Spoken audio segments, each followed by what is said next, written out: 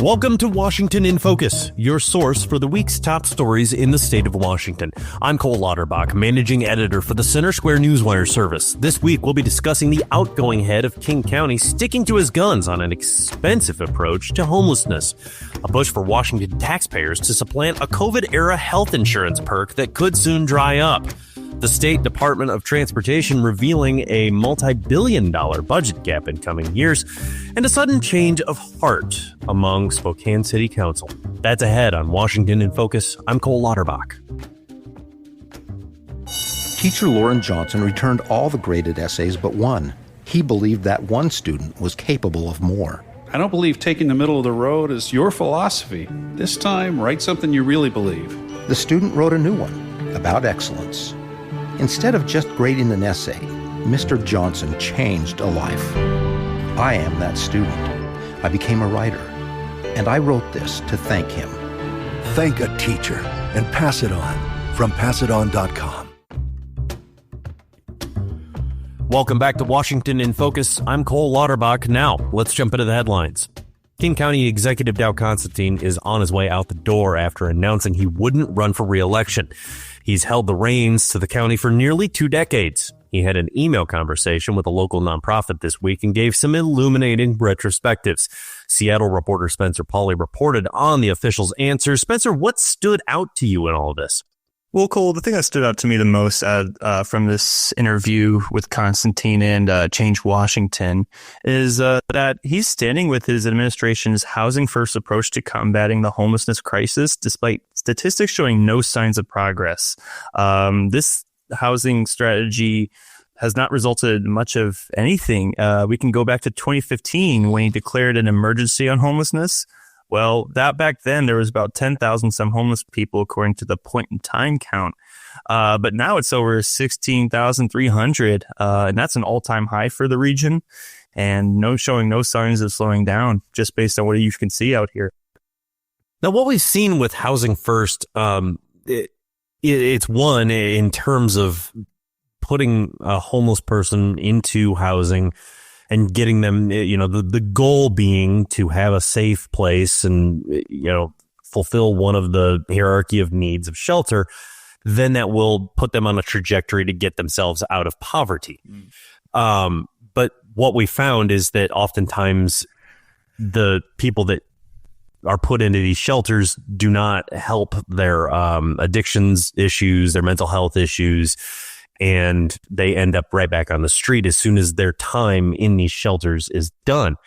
And the cost of this has been, as you alluded to, just astronomical. So much so that, it's nationally, you're not speaking in even billions anymore. It's hundreds of billions across the nation.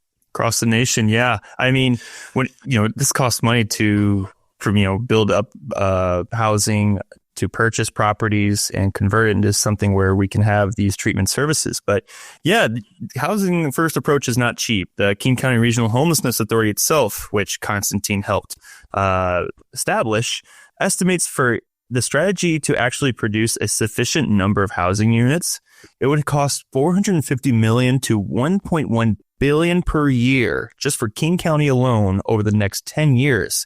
Now, KCRHA is not being funded that much, believe it or not. They are getting a good chunk of funding, but for King County alone, it's funded the agency about $108 million from 2021 to 2024. That's not enough for the housing first approach. I think KCRHA would even say if you want if you want to focus on housing, it's going to cost a little bit more. That's the issue I think we're seeing here. But despite that, Constantine still says we need to be able to provide people shelter as a sense of stability, putting a roof over the heads. And then perhaps, I guess, we can start to tackle the issues that have caused homelessness, which some would say is behavioral health issues or drug dependency. Root causes, exactly. And the thing, too, is it's a lot of the critics have said that of this philosophy of housing first, it is one, it's not as effective as it should be for the taxpayer dollars spent, but taxpayers have, the point of them agreeing to these policies is not just to help people, get out of, homelessness issues, but to get them off the street. And what we've seen is these policies become a giant advertising sign. I mean, it's a billboard that says, "I'm here, you will get free this, you will get, housed for this." And there's little to no accountability in terms of allowing you to continue these toxic behaviors like drug addiction that got you there in the first place. I mean, there's myriad interviews of people saying, "Well, yeah, I spent, got enough money to get on a bus and come here from Nashville, and now I'm in Seattle, and I know that I'll be able to, I can get taken care of, and there's plenty of things here to let me continue my bad behavior," as compared to other places who are not as hospitable. That's the one glaring question that I would have loved to have asked about how to stop that cycle. Yeah. And, Constantine blamed an overwhelming increase in demand of affordable housing and increased rents and home prices as for why people had, been on the brink of homelessness or gone past that threshold.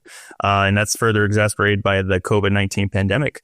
But I mean, you look at the statistics alone, in the past couple of years, we've seen fentanyl here causing overdose deaths. And that's, just from being out on the streets of Seattle, and you can see it in some of the other smaller cities in King County where it's just people using drugs on the streets. I think that right there tells you there's a correlation between homelessness and, drug addiction. You see people arched over and, not themselves. I hate to say this term, but they seem like zombies. So how can you tell these people that, you can get better when they not even there mentally? Well, and Spencer, you live as close to downtown as you're going to get without living in a high rise for a number of years now, in Seattle. Just from what you've seen going back and forth from, in your daily walks and your, just life, has it appeared to have gotten any better around you? That's an interesting question, Cole, because I could say yes, I don't have to walk past tents. But I think what you're seeing is the city moving these people elsewhere. So, I will have tents near me for a bit, and all of a sudden it's gone, and you just have a patch of the dead grass and whatnot. And you're like, well, have they found housing? Have they found, treatment? And then you give it about maybe 2 months, and then that patch of grass has been taken up by another encampment. That's just kind of what it is. It seems like it's a migrating population here in the city of Seattle. And, like as you said, it's become known that Seattle provides more services perhaps, or gives people more leeway to do drugs in public. So we're seeing more and more people come out here to live on the streets because they have no other, ways of getting better, I suppose. Right. Now, last question for you, Spencer. Did he, there was a question asked, and how much has the county spent on homelessness? Can you describe his answer? Thanks for asking that, Cole. That was the first question Change Washington asked Constantine here. Now, he was asked about how much funding is going towards homelessness itself, but he deferred to KCRHA, saying they would probably have the statistics rather than him. He says county spends money on housing, human services, emergency response, and public health, all of which are used for unhoused people to some degree, but he could not come up with an exact estimate for how much of taxpayers' money is going towards homelessness when the issue has yet to be showing progress. So that gives you the answer there. So I suppose just refer out to KCRHA and let them try to figure out an estimate. Doesn't exactly inspire a lot of confidence, but thank you, Spencer, and Change Washington. That was an incredible interview. It was really illuminating and kind of depressing. going to say? Thank you. Moving on. It's open enrollment season for insurance, and Washington's marketplace for health and dental insurance, called the Washington Health Benefit Exchange, is doing its level best to bring in more members. At a recent meeting, exchange officials not only brought state representatives up to date on their progress, but also had an important ask of legislators. Capitol correspondent Carlene Johnson covered the meeting. What is the predicament that HBE is in, Carlene? Well, so yeah, a little bit more than halfway through open enrollment, which closes January 15th. The CEO of the Health Benefit Exchange went before lawmakers, as you mentioned, and she talked about how, Washington Health Plan Finder, that's falls under the umbrella of the Health Benefit Exchange and part of Obamacare, where you pick a state plan. She told lawmakers, yeah, we're on track for a record number for the open enrollment period, up to 300,000 roughly people covered by it. So that's a good thing for people that, don't have insurance and could end up really sick or injured, whatever, desperately need it, right, this next year. But 80% of the people that are covered under the state exchange get either a state or federal subsidy, or many of them both, to offset their monthly premiums. So a larger amount of taxpayer money going out to cover those subsidies. And the rub is the federal tax credits are set to expire at the end of 2025. This is something we've talked about a lot recently. Biden administration, went to all the states that run their own exchanges and said, we're worried about the people that are covered under your state plan. They could lose their coverage if they don't have any income at this point to even pay the state subsidy portion. So we're going to give you a little bit more. And what Washington did, and we're one of only a few states, what we did here is we said, okay, we're going to keep the state subsidies going through something called the Cascade Care Plan. And we're going to now give you the federal subsidy as well for thousands of lower income people. So a lot of people covered under the state exchange have been paying as little as $25 a month for health insurance. And if that federal subsidy goes away, the hint is state taxpayers could be on the hook for, sucking up that void from the federal government to make sure these people can still pay very little out of pocket to be covered. Right. So they're saying that, all of a sudden, if this federal spigot dries up, and it very possible, considering Republicans are taking control of all chambers, both chambers and all levels of government at this point at the federal level, right? It could. And because they've been against this for some time. And like you said, Washington is one of only a couple states, all of those states being democratically controlled, that did take advantage of this expansion, similar to Medicare during COVID. They're going to probably come to, lawmakers are being currently tasked to fill that gap as though that federal subsidy never went away. Do we have an estimation as to how much potentially that would cost Washington taxpayers? That's a good question, because the CEO said at this point she won't give any figures for additional state subsidies that would be required to offset, those lost federal subsidies, but certainly hinted at the fact that they need to make sure that the Cascade Care Plan, that's the state subsidies for the health benefit exchange. She said, we're going to need to shore that up, assuming the federal subsidies are going away. Didn't say how much more the state subsidies would, have to be, the pot would have to be thickened for that. Waiting, of course, at this point for, to find out what the government is going to do, the federal government is going to do. But at this point, it's probably not good news for state taxpayers, with additional revenue having to go into that pot. How much more? We don't have that final figure yet.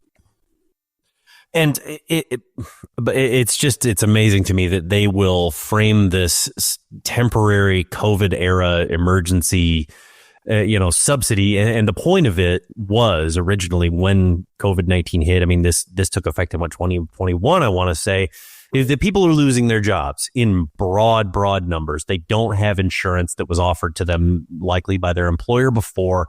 And we're using this as a short-term measure to subsidize the costs of insurance. So they and their families are still covered until they can get a job again once this dies down. And it suddenly now becomes a right and a must fund by taxpayers that is, heretofore before the pandemic did not exist. Now, Carlene, is this different from Apple Health? The entirely different? It's a different health plan, right? Yeah, Apple Health is the state's, Medicaid program that, some federal money, some state money that goes into that. But here's the other thing. Washington did something that no other state did. A couple other have joined since. But 2 years ago, Washington expanded Apple Health into something they call Apple Health Expansion. And Washington taxpayers are paying for that too. And that is covering health insurance for people who have entered the nation illegally and now reside in Washington. That's right. It's at this point, it's only, I believe, Washington, California, and New York that are doing that. And we were the first. California has said their costs are absolutely exploding when it comes to paying for this as well. Thank you, Carlene. We'll definitely track this one as lawmakers head back to Olympia later. Washington lawmakers, speaking of, are facing a coming budget deficit that overspends revenue by up to $14 billion. That figure's been a bit of a question mark since some are saying $12 billion, which is remarkably higher than what the state said just before the election. Meanwhile, the Department of Transportation says they're facing a budget hole of their own. Investigative reporter TJ Martinell covered a hearing where the figures were laid out. Now, just how deep does WADOT's hole go, TJ? Well, it depends on what the numbers that you use, because these are all estimates right now. But what they're looking at, originally what they were looking at was 900 million. And now it went up to basically 2 billion by the 2029-31 biennium. But then they have to add maintenance spending increases and project cost updates. So basically the cost of projects that they approved when they're actually finally done is going to be much higher than what it was originally estimated. And that's partly what's driving the cost of this. And so it really depends on what happens with inflation, the number of contractors who are available to do the construction projects, any delays that they face. They've got a worker shortage apparently. So there's all these numbers that are up in the air, but this is the estimate that they have for right now. But it could get even worse than the 3 billion. So they're blaming inflation and worker shortages for the larger costs in terms of procurement and all that. But at the same time, the Department of Transportation has been saying that they are facing a shortage for some time now. And yet you discovered earlier this year, they've never seen so much revenue. Right. That's kind of the irony, is they were saying how this is not and this is for context, the secretary for the Department of Transportation, or one of the officials, said that this concerned their maintenance and preservation spending, that they were underspent. They weren't investing enough money. And she said, this isn't a funding problem. This is a spending priority problem, where they've been dedicating a lot of money to these new projects. And the reality is the new projects not only cost more money, but the cost estimate changes as the construction projects actually go through. Once they get the contracts, they put out the bid, somebody bids on it. The bid is higher than what they, might have expected. Whereas maintenance and preservation, I would assume the costs are a little bit more controllable, and they're probably run by WASDOT crews, not by private construction companies. Right. That's in-house work. I mean, those are pretty fixed funds. I mean, with the exception of maybe materials, asphalt, and construction materials and the like, which is susceptible to inflation, but it's going to be much more predictable than a procurement process where then you face the market. But at this point, though, are they looking at, between COVID-19 aid, which the state received billions of dollars in ARPA funds and such, and not to mention the more than $1 trillion, I believe it was $1.3 trillion in infrastructure aid from the bipartisan infrastructure bill that was stewarded by a couple U.S. senators. Is that gone? And now are they facing an issue where they devoted those funds to things that are costing them more money, like recurring expenses? I mean, it's not certain, because federal funding, it's interesting where it's like with the state operating budget, there's federal funding for part of the operating budget, but then there's the operating budget where it's tied to state revenue. So they spend like on K-12 type stuff where they're spending money from the state. And so you have the state operating budget, which is separate from the overall budget that includes federal spending. So it's not entirely certain, but they haven't blamed that toward it so far. I mean, it'll be interesting to see a state that's facing what could be a $14 billion budget hole, and then also getting a request for roads and on needs like preservation when lawmakers seem to be addicted to golden shovels and giant scissors. But thank you, TJ. Good report. Eastern Washington reporter Tim Klauser covered an announcement earlier this month that the progressive majority in Spokane had plans to move their weekly meetings to Tuesdays and raise the bar just out of reach of the conservative minority to get matters out of committees. In a surprising turn of events, the council reversed course. What in the world happened, Tim? Well, Cole, a lot happened. I sat down at city council at 3:30 and didn't leave the council chambers until almost midnight. There's a lot on the agenda, but topic that saw the most debate, like you said, was those council rules. But the discussion wasn't quite as full as tension as I think many expected. When the council's minority first caught wind of these revised rules for next year, they were not happy and made that clear. They argued that moving the council meetings to Tuesdays, like you said, required 3 sponsors instead of 3 and many others, was intended to silence their dissent. Now, the council majority argued against this, but my article and others that circulated in the local media leading up to the vote led to new conversations between the majority, as well as a rally marching to City Hall that night.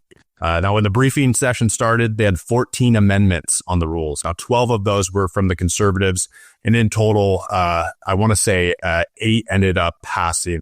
And pretty much all of those pulled back the areas of worry over the last few weeks that the minority felt would silence them. Now, having you been in the room, do you get the feeling that this was a genuine compromise, or were they responding to a potential revolt here?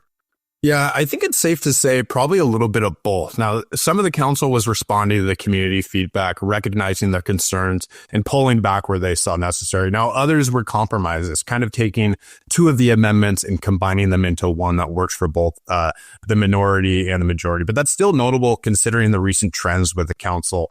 The minority constantly argues that they're marginalized as a district. So I think the council more so just realized that the proposed rules wouldn't help their course of dialogue moving forward next year and just corrected step.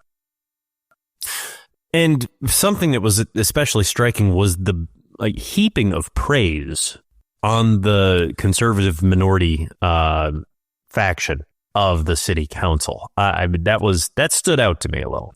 Yeah, and that came from the public and the council majority as well. And that in regards to the rules, and they also talked about board and committee assignments, which again, doesn't seem like a hot topic, but the proposal that they put out, pulled District 1, the conservative minority, from chairing any of these boards or committees, which they weren't happy about either, and neither were the community members that testified. Now, similar to the rules, the majority came together and they actually proposed amendments on the spot, putting the conservatives on as chairing some of those committees, pulling themselves from it, as well as giving the council representation on the Transportation Authority Board, which largely represents District 1, which they've never had representation on before. And now you mentioned District 1 is the district that the conservatives come from. It's the downtown area. And in terms of most legislative bodies elsewhere in district mapping, typically more urban areas that see large metros and things like that. In the downtown areas are most often the haven for progressives, and you typically see some of your, in New York, you see your Alexandra Ocasio-Cortez coming from Brooklyn, and things like that. And in Spokane, it's a little bit different because you have District 1 being the home of the city's 2 conservative representatives. Mm-hmm. Yeah, District 1, like you said, it encompasses downtown and a lot of the more impoverished areas of the city. And with that comes homelessness and open-air drug use. Now, ideologically or party-wise, the district might be really split. But what's important to them is just their representatives answering the phone. And Cathcart and Bingle, the conservatives from the council's minority, they've said that's what they will do. And they've really demonstrated that through their representation. Now, some of their votes might not align with some of their constituency, but they are constantly there trying to represent their voters and promising to always answer the call, which I think is part of the reason why they get that vote. Yeah. And one thing that stands out about the Spokane City Council, we cover city councils, county boards, and legislatures and across the country. I have to commend them on being really outside the norm on civility and, their willingness to work in they're not partisan, but to work across ideological lines. Both sides of the aisle there are very good about that. That's what you see too, right? Yeah, that's definitely what I left this meeting feeling like. I think the last few months, the council's minority has felt really disheartened by what's happened. And this meeting really changed that for them. They felt feeling revived. Councilmember Cathcart, who represents District 1, he mentioned when right after the vote right before that, he had entered City Hall that morning anticipating a no vote over the council rules. And he ended up supporting it largely because of that civility and that diplomacy that they were able to demonstrate. All right. Feel good. Merry Christmas. And thank you, Tim. And a big thank you to our journalists for sharing their stories today. Stay up to date with these and more at thecentersquare.com. I'm Cole Lauterbach. And until next time, this has been Washington in Focus.